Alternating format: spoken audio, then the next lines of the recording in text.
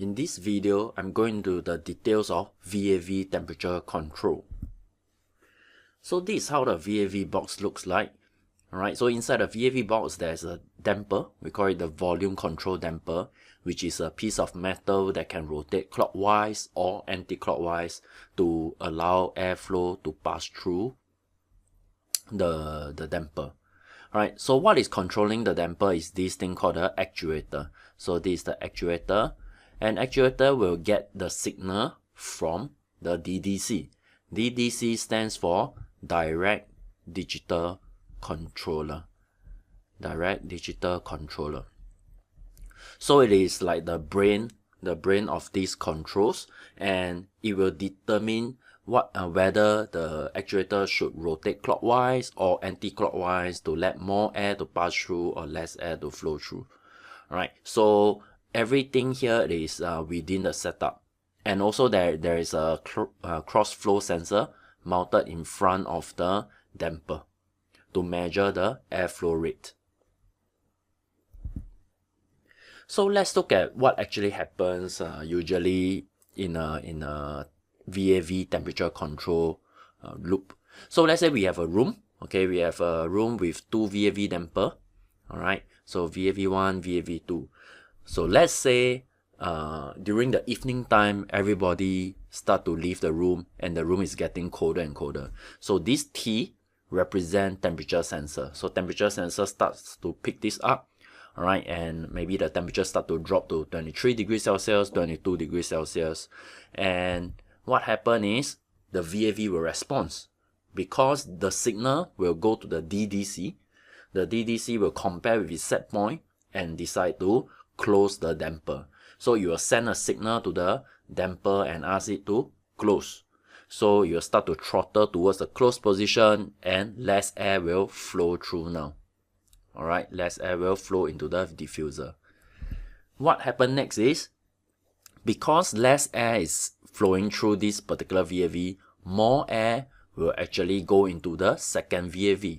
So the temperature sensor over here will start to sense because of higher airflow rate coming out from all the diffuser, the temperature sensor will pick up a lower temperature because there's more cold air thrown into this particular room.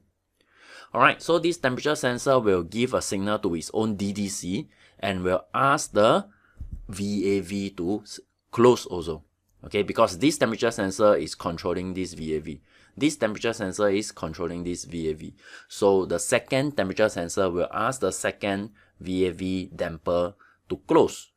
So now VAV1 close, VAV2 close, and what's next? Alright, next the static pressure sensor, which is along the duct, will start to get higher and higher static pressure reading. Alright, so static pressure will start to increase inside the duct because there's lesser opening. Alright, and the static pressure is actually controlling the VSD. Alright, it is controlling the VSD. So because it's now above the set point of the static pressure set point, so it will ask the AHU fan to ramp down the fan speed. Alright, so all in all, this is usually what is happening in a building. Alright, in a VAV AHU, where all the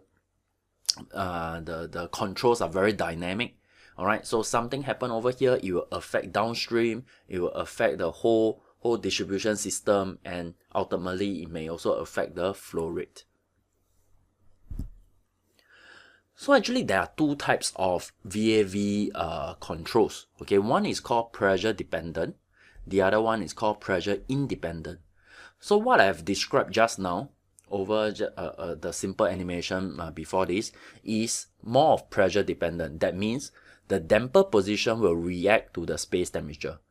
So very straightforward, if the temperature is high, damper will open to throw in more cold air. If temperature is low, damper will start to close. Okay, as simple as that. Okay, but for pressure independent, there's an additional loop. Alright, there's an additional loop. So the damper position will not open or close immediately and react to the temperature directly. Alright, it will react to the airflow rate. Okay, it will react to air flow rate. So later I will go into details of this VAV pressure independent control. Alright, let's take a closer look of what is this VAV pressure independent control. So what happened is, let's say these pressure independent VAV boxes, they will try to control the amount of air going into the room without modulating the supply air temperature. That means the supply air temperature will stay constant at maybe 14 degrees Celsius or 15 degrees Celsius. So they tried not to touch the chilled water valve, alright, the cooling coil side. We try to keep it as a constant. So they only play with the airflow rate. So inside each box, there are 2 loops.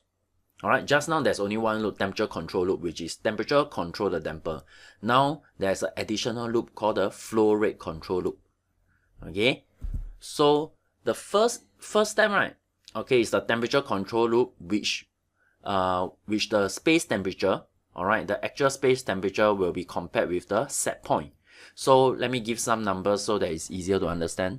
Let's say the space temperature becomes 26 degrees Celsius and the set point is 24 degrees Celsius. So what happens is, because the value is higher than the set point, it will increase the flow rate set point. Alright, flow rate set point will increase. So flow rate set point maybe initially is 600 cmH. Because now the temperature is too high, so it will increase the flow set point to, let's say, 800 cmH. Okay, so the temperature will react, okay, will control the flow rate set point, and the flow rate set point will in turn control the damper position. Alright, so the flow rate set point will control the damper position. So because now the flow rate set point increased to 800, so you have to open the damper such that you allow more air, 200 cmH more air to pass through the damper. So as you can see, there is a intermediate loop, which is the flow rate loop between the temperature and the damper position. Okay, so each box is designed to a maximum airflow rate. So maybe let's give it a number 1000 cmH. Let's say this particular VAV box can supply up to 1000 cmH when the damper is fully open. Alright, so that is what we call maximum flow rate. And there will be a minimum flow rate set. Okay, so minimum flow rate usually is 30% of the maximum flow rate. So in this case, it's 300 cmH. Alright, so if the temperature is now very, very cold, okay, so let's say it's way below the set point. Set point is 24 degrees Celsius. Okay, and the temperature now is only 21 degrees Celsius. So the damper will start to close. Let's say when it closes until it's around 30%, which provide 300 cmH of air, and it is still below the set point. Let's say you manage to increase the set point by a little bit because you start to close the damper and you increase to 23 degrees Celsius, it is still below the set point. So however, the damper will not continue to close because it has reached its minimum flow rate. Alright, so the good thing about this is there will not be still air condition. Alright, there will always be some air that will flow out from the diffuser. There will not be any unexpected zero flow rate, like 0 cmH coming out from the diffuser. So the VAV box will not throttle close fully. Okay, so this is to ensure there's some minimum airflow. Okay, and finally, one box will usually serve several diffuser, be it VAV pressure independent or pressure dependent. This is also the case. Okay, this is usually the case.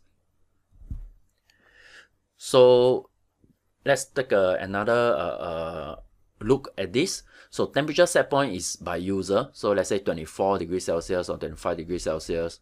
Okay, so let's say the space temperature, the thermostat picked up that the temperature is, let's say, 22 degrees Celsius. What will happen is it will calculate the output. Alright, it will give an output. So it may calculate to maybe 80% of maximum flow rate. Alright, so maybe the set point become 800 cmH. Okay, this is just for example. So cmH. and the input maybe currently is only maybe 1000 cmh. Okay, so because it is higher than the set point, then the damper will start to close, maybe close to 40%. Alright, so this is what will happen, and all these are controlled by the DDC that you've seen in the first slide. Alright, the direct digital controller will do its internal calculation to give out the signal, take in the signal from here. Here are the input signal, which is the space temperature by the space temperature sensor. This is by the airflow sensor.